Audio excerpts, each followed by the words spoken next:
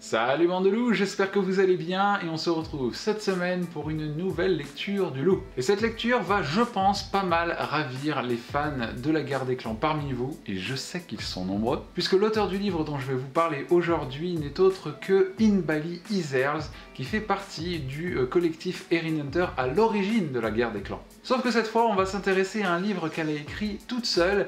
Il s'agit du premier tome de sa trilogie Foxcraft. On est parti pour les posséder.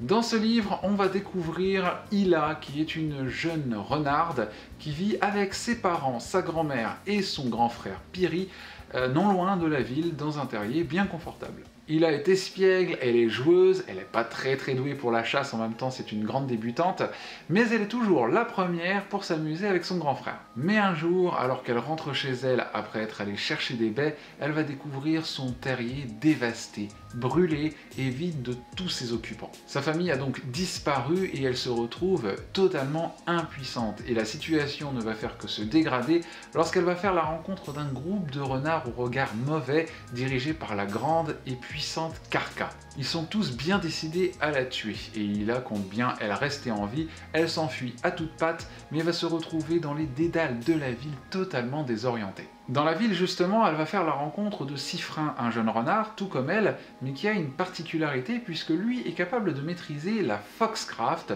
qui est une ancienne magie de renard, qui lui permet de désorienter ses ennemis en imitant le cri d'autres animaux par exemple, ou en lui permettant de devenir invisible à leurs yeux. Et le problème avec Siffrin, c'est qu'il reste très mystérieux. Il est lui aussi à la recherche du grand frère d'Ila, à savoir Piri, et il ne veut pas dévoiler ses plans, il ne sait pas s'il a vraiment le droit de le faire, et il préfère préserver la jeune Ila, sauf que elle, évidemment, elle se retrouve face à un renard qu'elle n'a jamais vu, qui maîtrise une magie dont elle n'avait jamais entendu parler jusqu'alors. Elle ne sait pas vraiment si elle doit lui faire confiance. Et l'autre problème, c'est que Siffrin semble en savoir beaucoup plus qu'il n'ose l'admettre, et du coup, il semble bien qu'il soit le seul, ou plutôt qu'il représente la seule chance pour Ila de retrouver sa famille. S'ensuivra alors une grande course-poursuite à travers la grande rumeur entre Siffrin, Ila et la bande de Karka.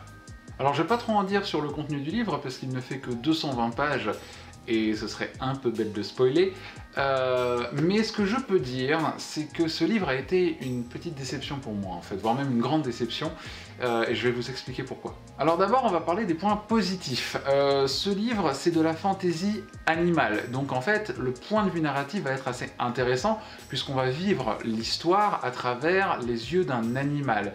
Les êtres humains existent toujours dans le roman, mais sont considérés comme des ennemis par les renards, on les appelle les peaux nues.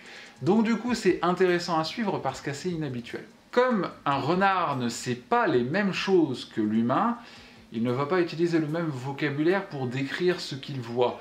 Même si dans la guerre des clans ça m'avait pas vraiment dérangé, autant là ça m'a un peu laissé confus, on va dire. Mais évidemment dans le récit il y a des aides, on vous dit ce qu'est la rivière de la mort, puisque avec les descriptions on se doute bien que c'est la route, la grande rumeur c'est la ville, mais j'ai mis un petit peu de temps quand même à comprendre ce qu'était un rapteur par exemple. Un rapteur c'est un employé de la fourrière, ou encore les fameuses boîtes à roulettes sous lesquelles Ila et Siffrin se cachent à un moment donné dans le récit. Je ne sais toujours pas ce que sont ces fameuses boîtes à roulettes. Est-ce que ce sont vraiment des boîtes montées sur roulettes ou est-ce que ce sont des poubelles, par exemple? Un autre problème selon moi, ce sont les flashbacks permanents. Autant on s'attache vraiment beaucoup à Ila, je trouve, c'est vraiment un personnage très attachant, parce que très attaché à sa famille, n'arrête pas de penser à eux. Elle éprouve beaucoup de sentiments, elle a de la tristesse, et d'un autre côté, elle éprouve également de la colère. Elle sait se battre, disons qu'elle ne se laisse pas faire. Elle est naïve parce qu'elle est très jeune, mais quelque part, elle reste quand même les pattes bien sur terre.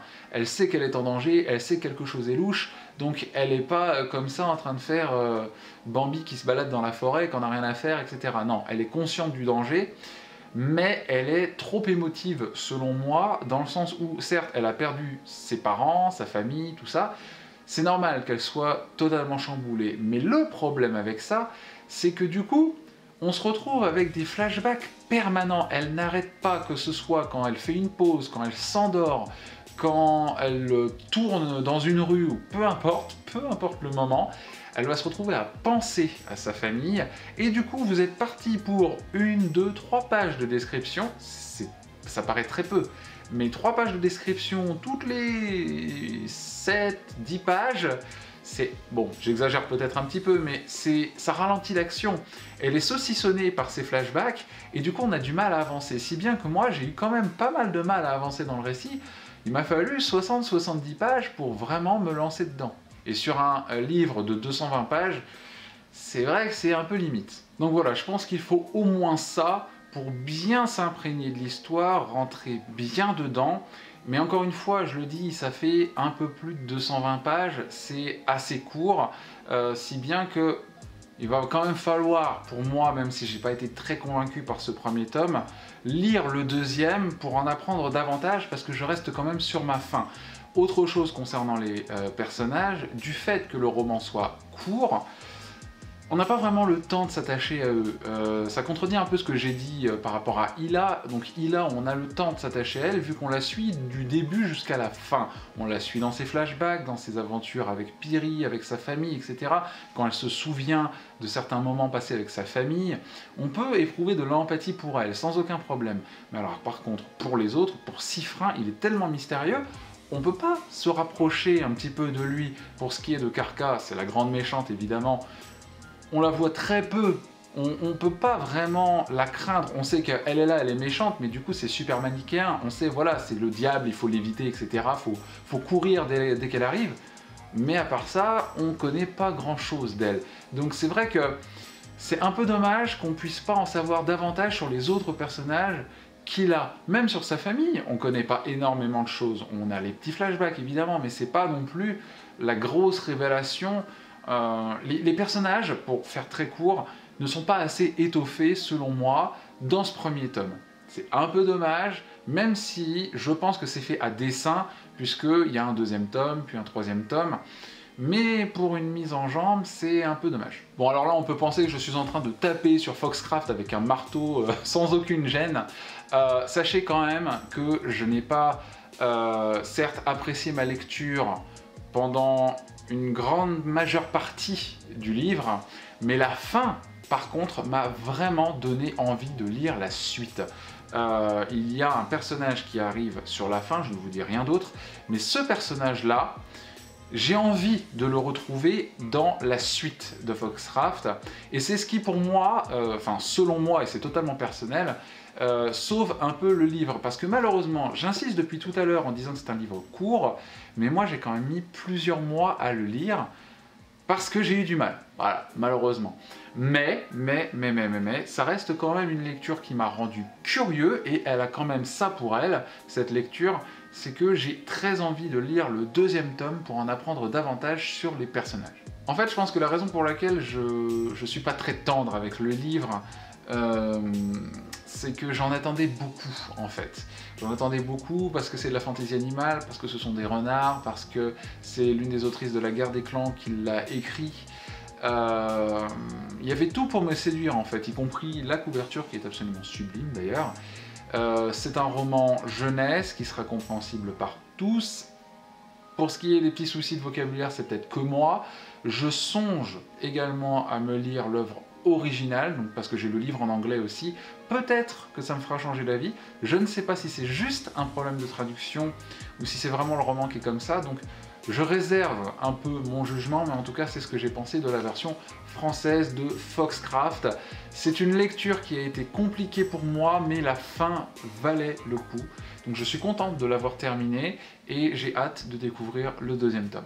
En tout cas, ce qui est sûr, c'est que Foxcraft m'aura donné du fil à retordre, parce que c'est pas évident aussi de parler d'un livre qu'on n'a pas aimé, tout en restant objectif. Évidemment, il y a une part de subjectivité aussi, puisque c'est une chronique booktube, je vous donne mon avis sur le livre et vous n'aurez pas forcément le même. Mais justement, si vous avez lu Foxcraft, dites-moi ce que vous en pensez dans les commentaires. Dites-moi aussi si vous avez quand même envie de découvrir le livre, parce que moi, mon but, c'est de vous faire découvrir cet univers, parce que j'ai quand même aimé ma lecture sur la fin, même si au début, c'était compliqué. Et je sais que ma critique est un peu compliquée aussi, mais dire qu'on n'aime pas forcément un livre, pour la première fois, c'est un exercice, hein. Alors du coup, je vous invite à participer dans les commentaires, à lâcher un petit like si vous avez aimé cette chronique. Et moi, je vous retrouve très vite pour la suite, une nouvelle lecture du loup ou une nouvelle vidéo bullet journal. Je vous embrasse très fort et je vous dis à très vite. Ciao!